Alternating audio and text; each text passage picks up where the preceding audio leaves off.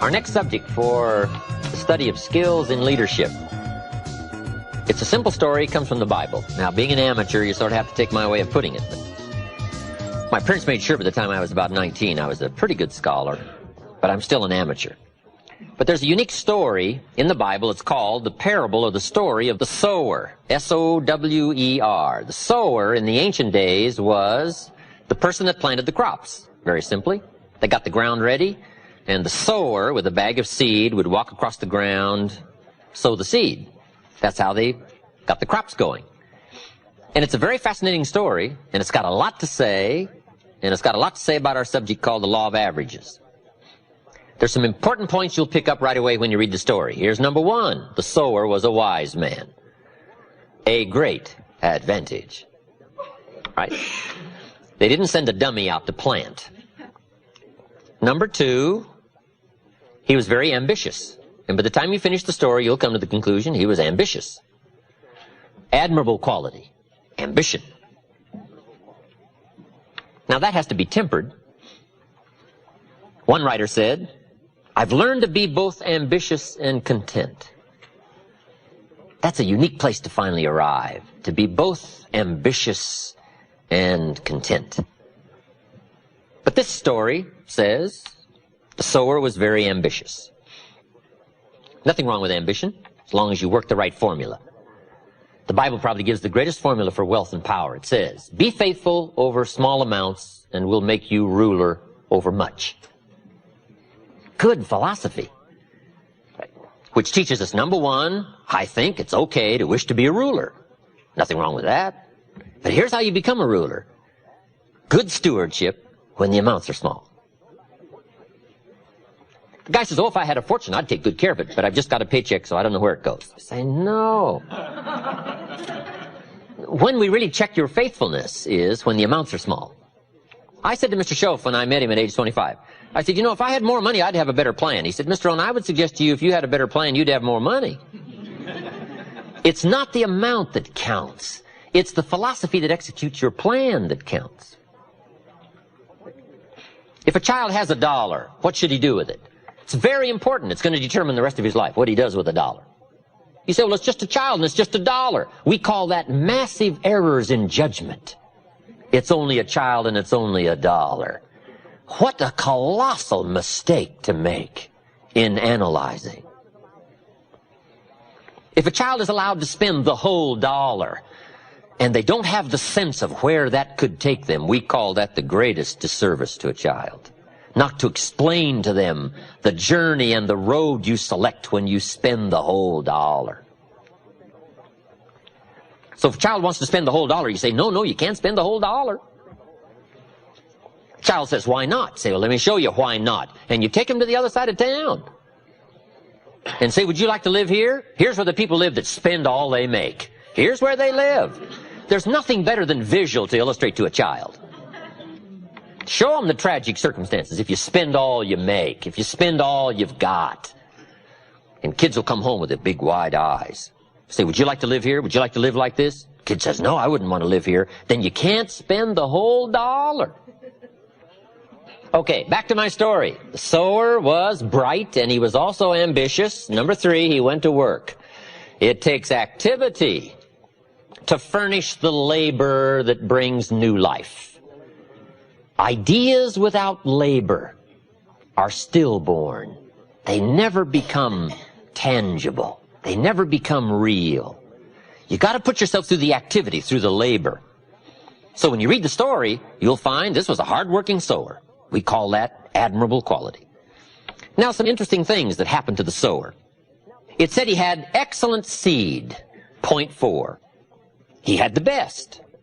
At least the scenario of the story says he had the best of seed. Boy, it's exciting when you feel that you're involved in the best product, the best service, the best idea, the best enterprise, something you feel proud about. Okay. But that's important, to have what you consider the best.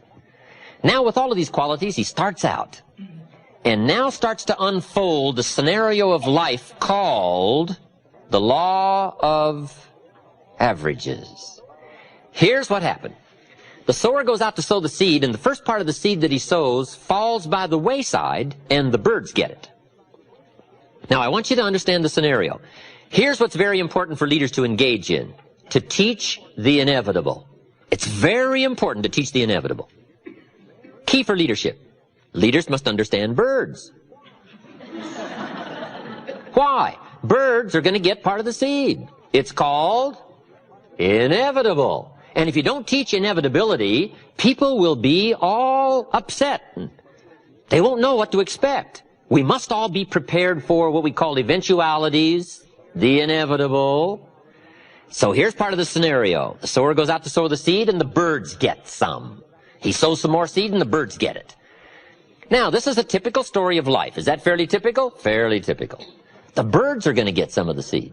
Some of you building an organization, right? You're out recruiting. Say, John, I've got an important story for you to listen to. Could be the change of your life, earn some extra money, or make it a full-time venture, whatever. But come and take a look. And he says, well, I think I'm ready for something like that. Thursday night, I'll see you, and let's go through it all. You say, wonderful. Comes Thursday night. John isn't there. You say, where is John? The birds. The birds. The birds. Who knows what form they come in? I don't know. It's called the inevitable. The inevitable. His brother-in-law said, sales? You're not going to get mixed up in sales. Who told you you were a salesman? All kinds of stuff that talk people out of a good idea. I don't know. Now, when the birds get some of the seed, you got one of a couple of choices. Number one, you can chase birds. You say, well, I'll go straighten this out. Well, here's the problem if you go try chasing birds to straighten things out. You have now left the field. And the law of averages isn't going to work for you anymore till you get back to the field. This is so important to know. What to spend your time on and what not to waste your time on. There's two ways to have the tallest building in town. One is tear all the other buildings down. Right? Now yours is the tallest. But we call that the hardest of tasks. Right? You might get the first one down, right? The guy's gone. You got his building down. The next one, right? Maybe not be that difficult. But about the third building you start for, a guy's standing out in front. And he says, I've heard about you. Formidable, right? Now you got some problems because you're not known as a builder. You're known as a wrecker. A destroyer. You put everything down to try to make you look good. We call that massive errors in judgment. The best thing to do is to spend your energy and time on the things that count and understand the law of averages. Okay? And not chase the birds, but to stay in the field. Here's what it said the wise man did. He ignored the birds, and he kept on sowing. Why? He was so bright, he understood the law of averages. Now, here was some more of his experiences. Now he keeps on sowing the seed. Now the seed falls on rocky ground, and the soil was shallow. We call this inevitable. I don't know how to miss this. This is called the stuff of life. It's so important to understand the seasons and the stuff of life and the ratios and the inevitables. This is so important, especially as a leader, so that you can help people through understanding how it is. This is called one of those things. And it said this time the seed takes root and the little plant starts to grow, but the soil is so shallow that the first hot day, the little plants wither and die. You say, wow, what a disappointment. Well, sure, you're going to be disappointed. Some people are going to try so little, even if you've got a good idea. 30 days later, you say, we had this meeting, John wasn't here. So where is John? I said, I don't know. You say, well, I thought sure John had last 30 days. But he didn't. Why? It's called inevitable. Right? And who knows the reason why? John isn't here anymore. Somebody said, boo. And he quit. He quit. First hot day. Now, you're going to be disappointed, especially if it's somebody you like, somebody you know. But here's what you must learn to do as a leader. Discipline your disappointment. This is part of the challenge of life, disciplining the disappointment. Understanding the law of averages. Now, here's what it said the wise man did. He kept on sowing. How brilliant. He was so well schooled in the law of averages. Now he keeps on sowing, and this time the seed falls on thorny ground. You say, well, how much of this ground can you get? Well, just hang on. It's not the end of the story. Now, this time he sows the seed, it falls on thorny ground, and the little plant starts to grow, but the thorns choke it to death, and it dies. Wow, what's this called? the inevitable.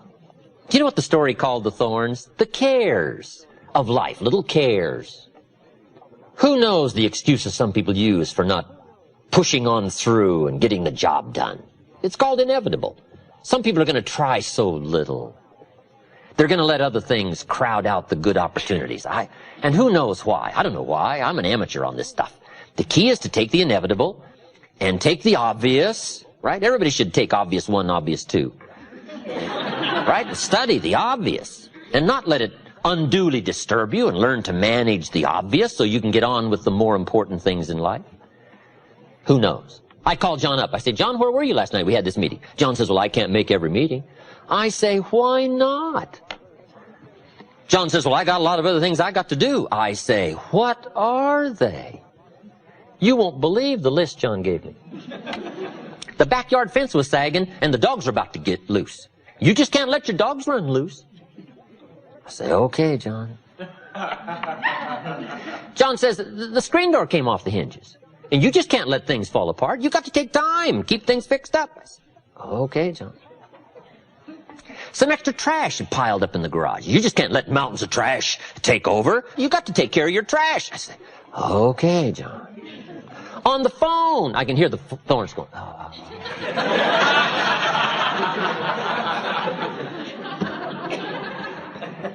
Some people have the incredible ability to major in minor things. I don't know why. We call this inevitable. We call it a mystery. It's part of the scenario of life.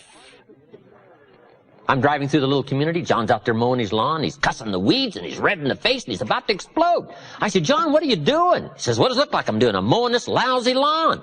I said, John, there's all kinds of little neighborhood boys around here. Mow your lawn. He says, they want $5. I'll mow it myself. I'll mow it myself. Okay, John. Okay. Number one, there should be a law against cheating some little neighborhood boy out of $5.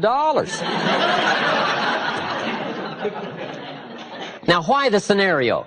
The scenario of the story of the sower is to prepare us for the inevitable called the law of averages. Now here's what it says. The sower kept on sowing. He was so bright, evidently he'd been schooled in these numbers of about how many are going to let the birds, and about how many the hot weather's going to take, and about how many are going to let little things cheat him out of big chances. Right? He must have gone through the school because he understood. He kept on sowing. Now here's what it says. The seed falls on good ground. Let me give you a promise as a leader. It always will. Key phrase. If you share a good idea often enough, it'll fall on good people. Why? The law of averages. Now, even the good ground had a variety of productivity. It said part of the good ground produced 30%. Wow. And it said part of the good ground produced 60%. Terrific. And it said part of the good ground produced 100%. What's that called? The law of averages. That's the way it is. It's called one of those things.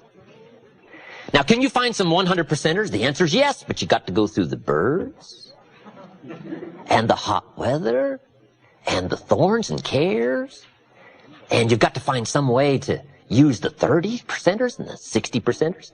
And if you become entrusted as a skillful leader and learn the law of averages and learn how to deal with all this, you'll have some 100%ers to deal with, to work with.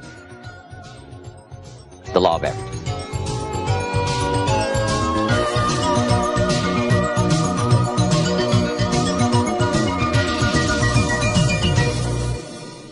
And about putting a good team together, looking for good people. If you want to build a championship team, that's quite a challenge. How to build a successful team of people to accomplish some purpose. If you've got something in mind, whether it's enterprise or organization or whether it's church or whether it's sports, doesn't matter what it is. If you want to find good people, here's part of the challenge in finding a successful team of people. Jesus had the same purpose, right? And you can't hit them all. Jesus says, I'll take you. And that was Judas. I mean, you can't hit them all. Anyway, to put together a good team, I've got a checklist for you. It's got 4 parts to it. Here's number 1, history. It's not a bad idea to check history. somebody's qualifications to do the job? Just take a look. Now, we can't go into too much detail on any one of these, but let me just give you the list. Number 2, check interest. If somebody's interested, they're probably a good prospect. Now, sometimes people can fake their interest. But if you've been a leader for a while, you can be a pretty good judge of whether or not somebody is faking you out on what we call true interest. And you just have to have some face-to-face conversation just to check out to the best of your ability. You won't hit it every time, but you can get pretty good at checking what we call true interest. A group came to Jesus one day and said, "We wish to be disciples." He said, "Gentlemen, you've put your story on the wrong man." They said, "Wow." He said, "Unfortunately, I can read your heart." They said, "Oh." They didn't want to be disciples. They had all kinds of trickery in mind. But he picked up on it right away. And he wasn't faked out by the "we wish to be." Now, you might not get quite this good at reading hearts, but I'm telling you, you can get pretty good as a leader in judging somebody's what we call true interest. Here's the third part of the checklist. Check response. Response tells you a lot about someone's integrity and character and interest and skill. If someone says, "You have to get there how early?" "You have to stay how late?" "The break is only 10 minutes. 2 evenings a week. Saturdays." That give you any clues? These are called clues, right? Don't go past these clues. Clues on what we call response. A person's response quickly illustrates their philosophy. We only respond based on what we know, and our attitude and philosophy is so bound up. And we might, be clever for a while, but pretty soon response is going to come truly from our philosophy. And if there's any great errors there in philosophy and attitude, here's one of the places where it shows up in response.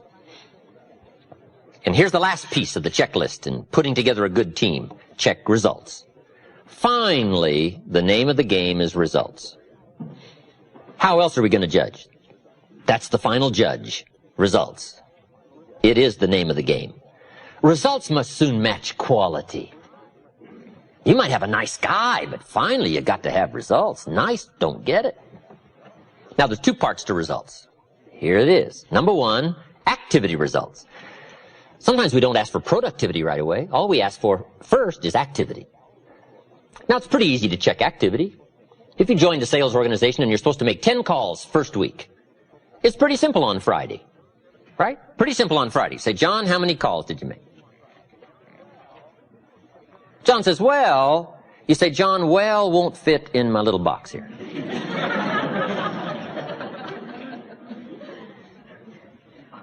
And John starts on a story. And you say, "John, the reason I made this box so small is so a story won't fit.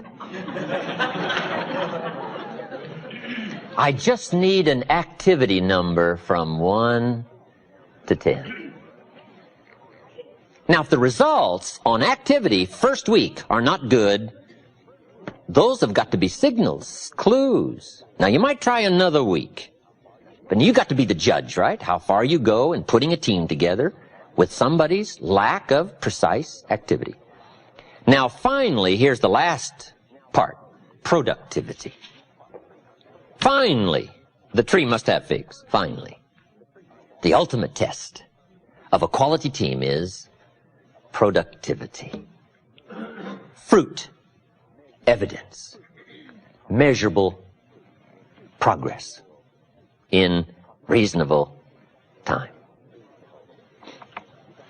Now, as a leader, you've got to learn to measure results and productivity and activity. And here's part of the skill of leadership. Be upfront in team building with what you expect. Don't let the surprises come later. Put it up front. God was very upfront. Old Testament. God says, "If you move toward me, I move toward you." See, that's very upfront. That's called making it fairly clear. You take a step, I step. Now, I only ask you to take human steps. I take God steps, you take human steps. But you got to take a step. Because here's how else it reads. You don't move, I don't move. You say, well, that's arbitrary. Well, when you're God, you can set it up that way. When you get your planets, you can set it up however you want to. This one is set up. I got a good philosophical statement for you. Life was designed to respond, to deserve, not to need. On this planet, it doesn't read, if you need, you will reap. No, it reads, if you plant, you will reap. You say, well, I really need to reap. Then you really need to plant. Life wasn't designed for the needers. Life was designed for the planters. Life doesn't respond to what we need. Life responds to what we deserve by activity, belief, faith, action, movement. You gotta take a step. So one of the things to make clear when you're bringing somebody on board is say, Mary, if you step, we do these things. If you take 3 steps, we go this, this, and this, and this. And if you do this, we do all of this. But if you don't move, we don't move. It's very important to make it clear. Why? Because everybody needs to pay. Everybody needs to pay. Even if the payment is only token, it has to be paid. Because life responds to deserve, not need. Fascinating study. Here's one of the clues to leadership. Learn to work with the people who deserve it, not the people who need it. Now, we're talking team building now. We're talking winning a championship. We're talking putting together an enterprise. And the key to leadership is teach people how to deserve it. Teach them how to take the steps. Teach them how to make the moves. And we only ask for token moves. We only ask for limited activity. We only ask for steps in the right direction. But without the steps, we have no promise. So this is one of the most important things you can do for children, is to teach them how to deserve good things, how to deserve the favors, right? You got to pay the price. Price is how you deserve it. Here's the next key. In building a successful team, you must learn when you've got too many. It's a simple story. It comes from the Bible. Now, being an amateur, you sort of have to take my way of putting it, but good Lord said, just take my word for it, you got too many. And Gideon said, well, what should I do? And the good Lord said, try this. Get the 32,000 troops together and give them your last final ringing speech. We're off to fight the Midianite. Something like that. And he said, when you finish the speech, finish it like this. Now then, that we're off to fight, if there's anybody here that's afraid and you think we're about to lose this battle upcoming with the Midianites, you can be excused this time, go home, can't use you this time. Gideon said, clever, should have thought of that myself.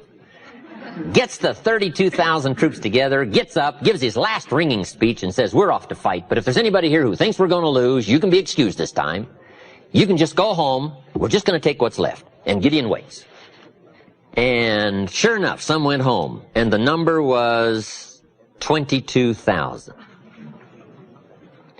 Gideon says, wow. Hey, if you've got 32,000 and 22,000 think you're going to lose, guess what? You're going to lose. You got too many. Here's the key to leadership. In haste, it's possible to recruit losers. It doesn't mean it's wrong. It just means it's possible. You say, well, why is that? This is called one of those things. When you're moving, no telling who you collect, right? So here's part of the test, you know. Who thinks we're going to lose? You can be excused this time. So Gideon's got 10,000 left. He says, no problem, we'll do it with 10,000. Good Lord says, well, you still got too many. Gideon says, well, what now?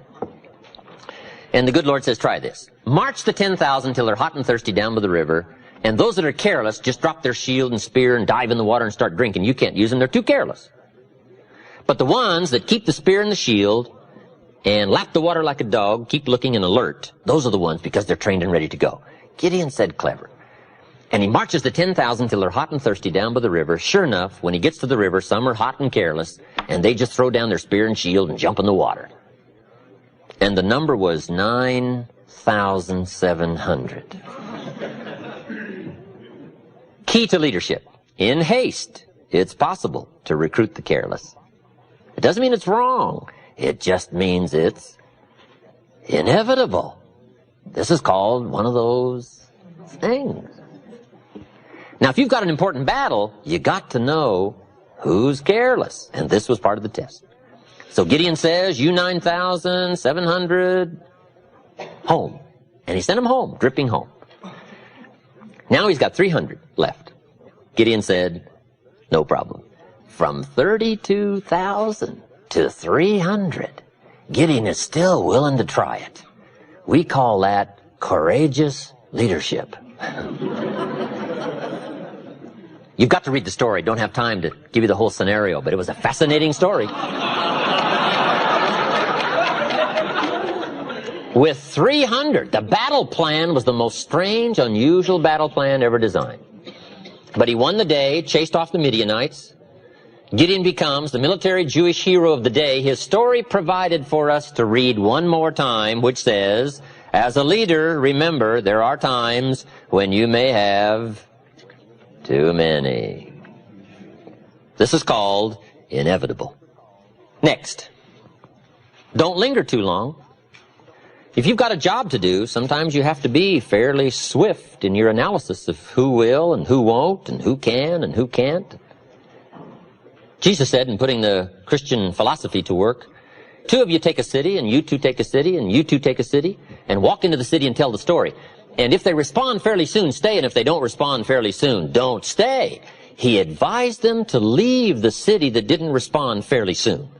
So you got to put some time. Now, you got to be a judge of how much time you give someone to respond or something to respond. This is part of the unusual skill of leadership, learning time dimensions, how much time to give. But Jesus was fairly clear, said, don't stay too long. If the city doesn't buy the story, he said, leave. And I think the reason was fairly clear. There are too many cities that will to linger with those who won't. It's called the law of averages. Play the law of averages. Don't stay too long. Now, he gave them some other fascinating instructions that who knows what it all meant. He said, when you walk out of one of these cities that doesn't buy the story, wipe off your shoes. Whatever that meant in those days, no telling what that meant. If you walked out of somebody's house and wiped off your shoes, I mean, no telling what that meant. There's probably some modern gestures that are just as good, but, you know, who knows? I don't know. I'm an amateur on this stuff. So. But what it does mean, leaders must have a sense of timing. We call it measurable progress. You've got to be smart enough to measure progress, and you've got to also be smart enough to understand reasonable time. We can't be unreasonable with time. The enterprise may be lost for lingering too long and not to understand good and evil. And however you wish to describe good and however you wish to frame your ideology of evil. There are a lot of ways to put it. For some people, evil is too strong a word. I don't know. This is part of your own philosophical conclusions that you have to come to in trying to evaluate this earthly struggle. Evil, good, tyranny, liberty, sickness, health, winning, losing, life, death, opportunity, tragedy. It's part of the life scenario. And part of it is described in rather philosophical terms on a fairly higher plane called the Great War between good and evil. Now, here's part of the scenario. When the Founding Fathers put this country together, they said, we want maximum liberty and minimum law, but we do have to have minimum law to restrain that mysterious dark side of our nature. Because sure enough, even though we've got a good thing going called America, there are probably some people who are not going to run by the rules. So not only will we build some cities, we probably better build some jails. Why? Just to be bright enough to understand this clash, this scenario of good and evil.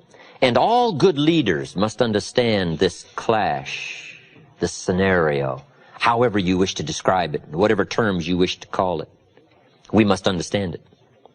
Now, here's part of the understanding. Some people have sold out to the evil side. For whatever reason. You don't have to spend much time with why. All you have to do is spend time with who. I went to my 30th year class reunion a few years ago. Little small village, right, I grew up in. There was only about 150 in the graduating class.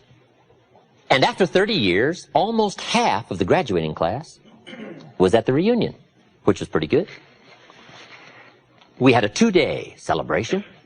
I'm master of ceremonies. On the second day, we had a little moment to remember those who had deceased.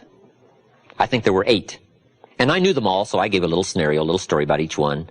And then we took time, just a little moment of silence to remember, because some of them were very, very unique human beings, but they were gone. I thought later, 8 out of 150 after 30 years. Is that about average? Guess what I discovered? It's about average. So after 30 years out of 150, it's not will 8 be missing, it is only who will be missing. So in part of the scenario of understanding leadership, the key is to not be surprised when the inevitable occurs. Because if you become too surprised, we will call you naive. If the sun goes down, the guy says, "What's happened? What's happened?" It means he hasn't been here long, I guess, right? Or the guy is naive. Come on, come on. There are some things you don't want to look surprised, especially in public. If you say, "Why did John do that?" You say, "Come on, come on." About so many, after so much time, are going to. And it's very sobering as to why some have chosen to give themselves over to evil, and we call it simply one of those things. But the key to leadership is to understand, and the key to leadership is to also be alert and be bright enough to spot it and to see it. All good leaders must understand the story of the frog and the scorpion. It's one of the most important stories for a leader to understand. According to the story of the frog and the scorpion, the story scenario says, the frog and the scorpion appeared on the bank of a river about the same time, and the frog was about to jump in the river and swim to the other side. And along comes the scorpion, and he sees what's about to happen, and he engages the frog in conversation, and the scorpion says to the frog, "Mr. Frog, I see that you're about to jump in the river and swim to the other side." And the frog said to the scorpion, "That is correct." And the scorpion said, "Hey, hold it. I would like to get to the other side, but unfortunately I'm a scorpion and I can't swim. Would you be so kind as to let me hop on your back and you swim across the river and deposit me on the other side? I would be grateful." And the frog looked at the scorpion and said, "No way."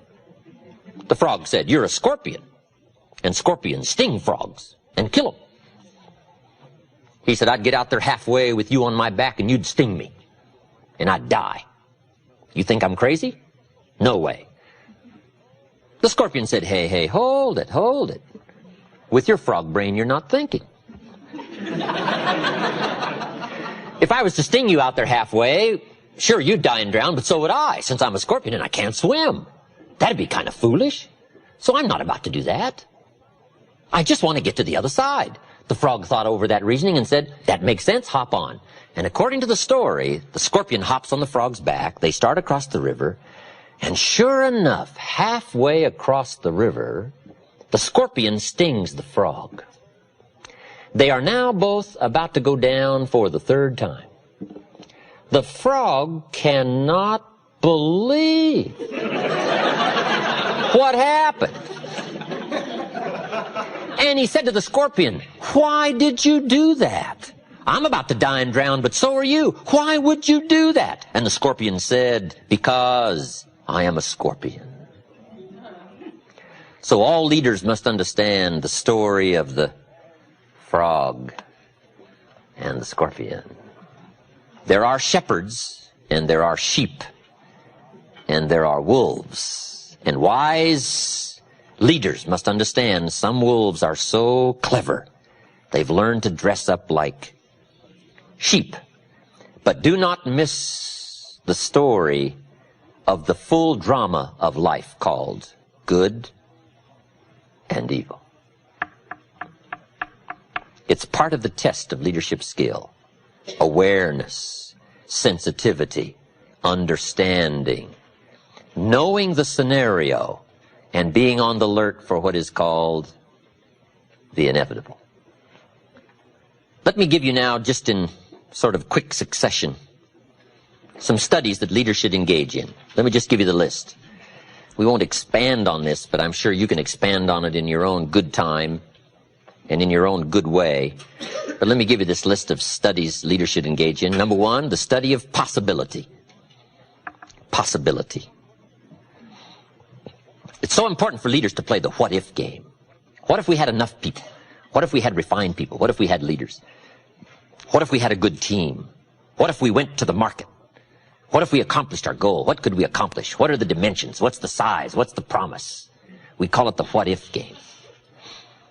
Possibilities are all around us. We must all be students of possibility. Dr. Schuler calls it possibility thinking. It's not a bad subject for study, possibilities. Number two is opportunity. Leaders must always be conscious and aware of the expanded potential for opportunity. And sometimes opportunity is closer than you think. The next subject of study is ability. Leaders must be good students of ability, their ability, and the people that are in their charge, their influence, their ability. Sometimes it's easy to have somebody right close to you and you've never discovered all of their talent and their potential. I discovered a young man in Canada, Harold Dyke, many years ago. He worked for the railroad. I think he was making about $300 a month. He'd been there 10 years. Now, this was a long time ago. But I discovered him. He became a good friend of mine. And I recruited him. And he joined my company, joined my business. The second year he was with me, he made $45,000. And now he's a leader in the community, and he's gifted and skillful, and he's financially independent, and he's a unique gentleman. Now, the railroad had him for 10 years. And they didn't know who they had. They didn't have this in-depth survey of trying to find the people that are right close around who may have some unusual gifts and capacities that nobody has yet discovered. So leaders must be students of ability and find ways to uncover somebody's unusual ability that may have been there for a while. And you've just got to find a way to uncover all of that. Part of the key to leadership. Subject number 4, inevitability. All of us should be students of inevitability. Without kidding myself, if I keep up my current daily practices, where will it take me in 10 years without being disillusioned? I don't want to just cross my fingers and walk the wrong road. I got to learn to look into the future called inevitable. Inevitability is being 200 feet from Niagara Falls in a little boat with no motor and no oars. It's called It's Over. Now, the key to that tragic story and scenario is, what a tragic place to find yourself.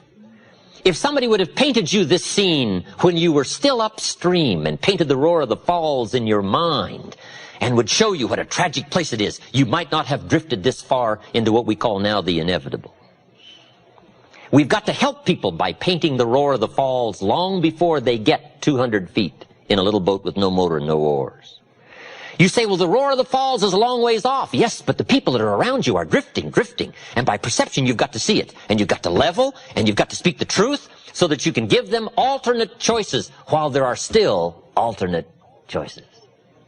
It's called the gift of leadership, helping people in life change, career change, helping people in thinking change, helping people with attitude change, to paint the inevitable.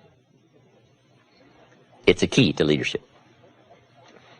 Number 5, an important subject for leaders to study is called rationality. Being able to rightly conclude based on information. A rational, sensible course. I've got a good clue for you. Make sure what you do is the product of your own conclusion. Take advice but not orders. Let everybody around you be helpful, but then put that through your own mental computer and make sure what you do is the product of what you've concluded based on all the input. We call this a true sense of leadership. developing rationality based on all the input. These are not easy tasks, but they're tasks that are possible. This is called walking the summit of leadership skills. And most people don't want to engage in these extra disciplines, but I'm here to promise you that the treasure and the equity is so unique that what small price is paid in these early disciplines is small compared to the treasure that accumulates as the days unfold, both for your heart and your mind and your purse. To finish, let me give you some challenges. In wrapping all of this up, I've got some good challenges for you to consider. Here's the first one. Let other people lead small lives, but not you. In the challenge of leadership and stepping up to the responsibility and the opportunity to touch somebody else's life, to help give somebody else light and direction and refinement of thought and character and activity, potential, opportunity, dreams, price. In all of this, let everybody else lead the small lives, but not you. Let everybody else cry over small hurts, but not you. Let everybody else argue over non-essentials, but not you. Deal in things that matter. The larger challenge, the larger opportunity. Here's my next challenge. As leaders, let's learn to help people not just with their jobs, but with their lives. I think we have a twofold responsibility to help people with job skills. But I think the greater responsibility is to help people with life skills. Let's don't just teach people how to work. Let's teach people how to live. How to assimilate and accumulate. Far greater treasures than just a paycheck. The treasures of awareness, understanding, setting goals, reaching into the future, growing, changing, expanding. If we'll touch people's lives as well as their skills, if they stay with us a week or a month or a year or a lifetime, on whatever occasion they should choose to leave, you want them to leave by saying, my experience there was the greatest experience of my life. And it wasn't just what I earned, it was what I learned. And last, I have an ancient scenario to give you. It comes from the Bible, and here's what it says. If you work on your gifts, they will make room for you. If you practice your gifts will make a place for you. A place of leadership. A place of influence. A place to touch someone else. To make a mark. To further an enterprise. To build a dream. Someday, if you work on your gifts, we will call you noble. We may give you rewards you cannot even now imagine. Plaques to hang on your wall, trophies to remember, but most of all, the gift of knowing yourself, that you did the best you could with what you had, the expansion of your mind and your heart and your soul and your touch and your reach and all the gifts that you possess. Your gifts, if you work on them, will make a room for you. And I've got to be one of the better examples of that. Look where my gifts have brought me. I was raised in obscurity, a little small village in Idaho. I now get to travel around the world. My gifts have brought me to this room. And what an experience it is for me to have a chance to touch you. One of the most challenging experiences in life is seeing what you can do to help someone else. And one of the greatest thrills in life is to be able to invest life into life. And you've given me that opportunity tonight, and I want to thank you for that. I've invested a bit of my life into your life, and I've considered it worth it.